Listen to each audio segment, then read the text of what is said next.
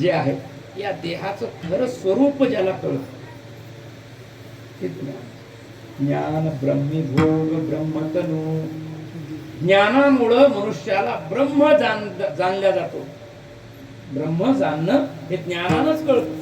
मग ते ज्ञान होण्यासाठी सुद्धा पुन्हा विवेक लागतो, वैराग्य लागतं, समाधी षटक लागतात, या सगळ्या गोष्टी लागतात आणि त्याच्यानंतर ब्रह्म आपल्याला कळतं. ते ब्रह्म असं कळतं की ब्रह्म हे दुसरं कोणतंच नाही, शरीर म्हणजेच ब्रह्म आहे ही ज्याला कळतं. ब्रह्म तनु, तनु म्हणजे शरीर. ज्ञानाच्या बोधानं काय होतं, हे शरीर म्हणजेच ब्रह्मस्वरूप आहोत आपण असं ज्याला कळतं त्याला ज्ञान. तुकोबारायांना ते कळालं होतं.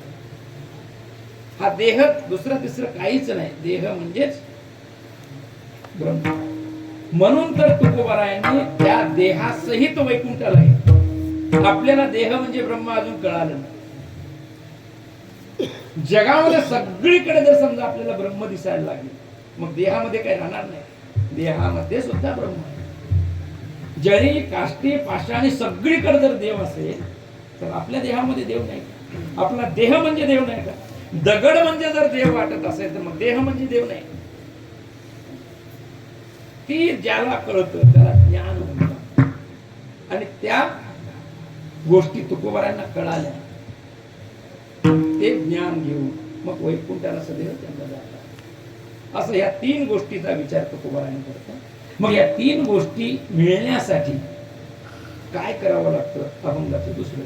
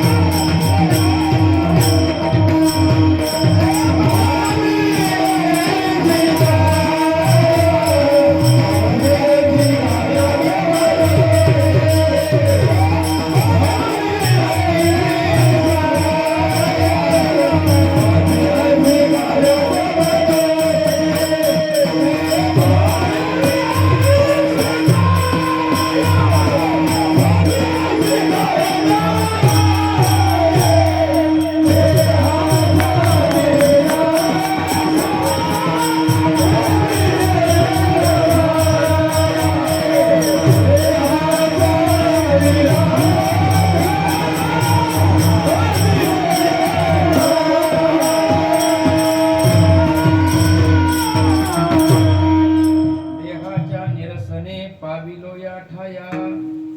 या वैराग्यापर्यंत, ज्ञानापर्यंत आणि भक्तीपर्यंत पावलोत आम्ही.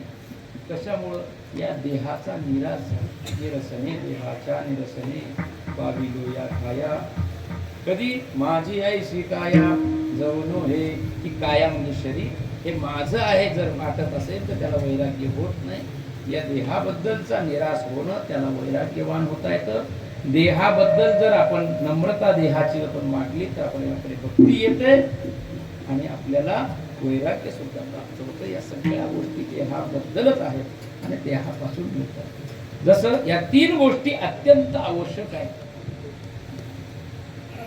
व्यवहारामध्ये जर स्वयंपाक करायचा झाला तर उदक, अग्नी, धान्य, झाल्या घडे पाक, एका विन एक कामा नाही. दृष्टांत सांगतात आपल्याला तुकोबा की बाबा जर समजा एखाद्या स्त्रीला स्वयंपाक करायचा झाला तर त्या स्वयंपाक करण्यासाठी 3 गोष्टीची आवश्यकता. 2च वस्तू दिल्या तर होतो का स्वयंपाक? होत नाही. एखाद्या स्त्रीला सांगितलं की तुम्हाला आम्ही अग्नी पेटून देऊ आणि एक भांड्यावर पाणी देऊ, आम्हाला जेवायला वाढ, होईल का स्वयंपाक? होत नाही. ते म्हणजे गरम गरम पाणी प्या. दुसरा म्हणायला लागला नाही, म्हणले तसं नाही, तुम्हाला पाणी देऊ आम्ही आणि धान्य देऊ, स्वयंपाक होईल का? ही होत नाही. तांदूळ आणि नुसतं पाणी घेऊन काय करा? शिजवायला पाहिजे ना, गरम व्हावं लागेल, अग्नी पाहिजे. मग नुसतं पाणी अग्नी जमत नाही, म्हणून नुसतं धान्य अग्नी जमत नाही, नुसतं धान्य पाणी जमत नाही. या 3ही गोष्टी जशा पाहिजे तसं नुसतं ज्ञानही राहून उपयोग नाही, वैराग्यही राहून उपयोग नाही आणि भक्ती राहून उपयोग नाही. भक्तीमध्ये वैराग्य पाहिजे, ज्ञानामध्येही वैराग्य पाहिजे. ज्ञान नुसतं होऊन उपयोग नाही, ज्ञानामध्ये भक्ती पाहिजे. तिन्ही एकमेकांमध्ये आवश्यक आहे. ज्ञान राहून उपयोग नाही. दृष्टांत आपल्याला खूप लांबचा सांगत नाही, आपल्याला उदाहरण सांगतो. भागवतामधलं उद्धवाचं चरित्र आपण काढून पहा. मी सांगत नाही, उच्चार करून जातो. त्या उद्धवाला गोकुळामध्ये जाऊन भक्ती काय आहे ती कळाली. उद्धवाला तिथं बोध झाला. कोणाकडून? गोपिका. भक्ती म्हणजे नुसतं ज्ञान राहून उपयोग नाही, त्या भक्ती त्याला नम्रता त्याच्या अंगामध्ये येते. नुसतं ज्ञान राहिलं तर ताठरपणा असतो. ज्याच्याजवळ भक्ती आहे त्याच्याजवळ नम्रता असते. आणि नुसतं ज्ञान आणि भक्ती राहून उपयोग नाही. जर समजा ज्ञान आहे, भक्ती आहे आणि संसारामध्ये जर आसक्त राहायला लागला तर काय उपयोग आहे? म्हणून वैराग्याचीही गरज आहे. ज्ञानही पाहिजे, भक्ती पाहिजे, वैराग्य पाहिजे. असं सांगितल्याच्या नंतर जसं उदक, अग्नी, धान्य, झाल्या घडे पाक, एका विन एक कामा, हे 3 गोष्टी असेल तर पाक म्हणजे स्वयंपाक होतो. तसं भक्ती, ज्ञान आणि वैराग्य 3ही गोष्टी जर असतील तर आपल्याकडून परमार्थ घडतात. काही लोक म्हणायला लागले तुकाराम महाराजाला की आमच्याकडे वैराग्य आहे, आमच्याकडे भक्ती आहे, आमच्याकडे ज्ञान आहे. तुकाराम महाराजांनी सांगितलं की बाबा काय आहे तुमच्या ते सगळं मला कळत, कारण मी त्याच्यातला मुख्याध्यापक आहे. मी सगळं वर्म जाणणार आहे. अभंगाचं शेवट. तुका